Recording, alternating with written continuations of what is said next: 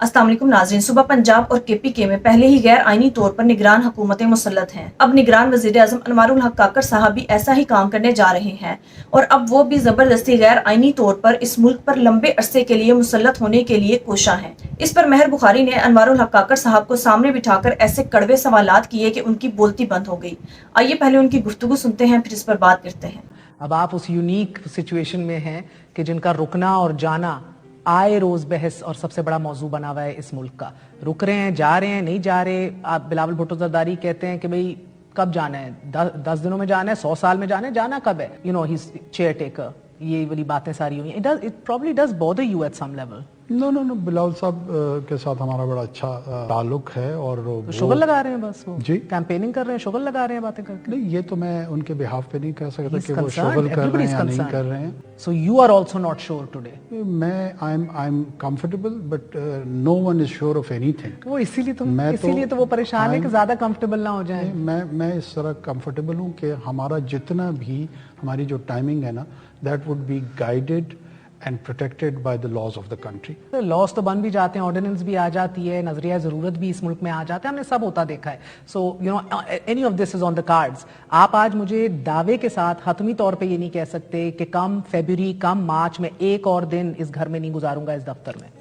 देखें, ये दावे और क्लेम्स मैं वैसे भी इन का कायल नहीं हूँ, ये करने नहीं चाहिए। प्राइम मिनिस्टर साहब, मसला ये एक दिन और एक महीने की बात नहीं है ना। डिलिमिटेशंस का जो प्रोसेस है, आइन उसके वक्त के हवाले से, वक्त के तय्युन के हवाले से खामोश है। It can go on for however long it wants to go on. गो के आप जब लॉज पढ़ते हैं, you do get a fair idea कि 3 से 4 महीने का ये वक्त दरकार होगा। Election commission has also committed to that. मगर सर, इलेक्शन कमीशन तो अल्हम्दुलिल्लाह पिछले 1.5 साल से बता रहे we are ready to hold election. So I am not gonna go on their word right now, माजरत के साथ। आप ये सारी सूरत हाल अभी देख रहे हैं।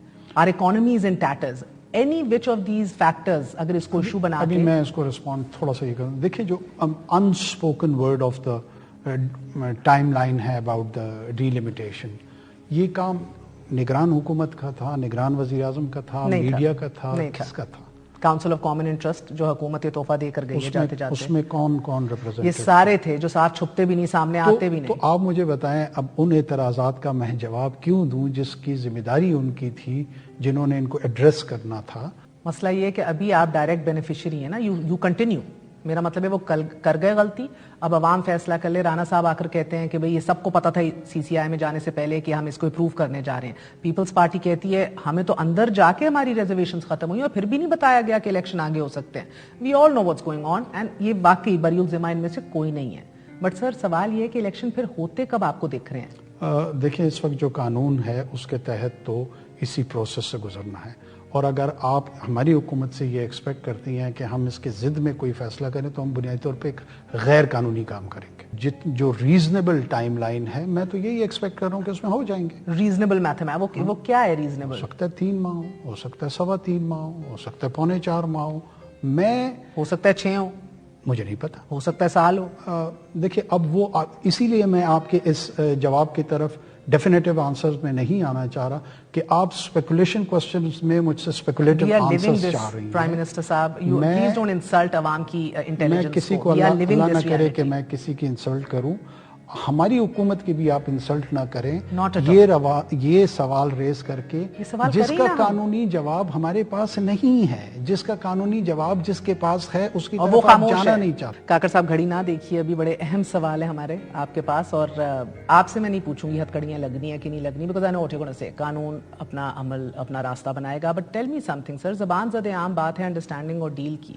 मियाँ साहब डील के तहत वापस आ रहे हैं, जो उनका एक फकीतुल मिसाद इस्तकबाल होगा और उनको किस तरह रिसीव किया जाएगा और तकरीर होंगी, because he is a convict and he is an absconder. किसके साथ डील? मुझे मेरे साथ हो नहीं सकती। And as much as I respect you sir, you are not in a position to give any deals in this country.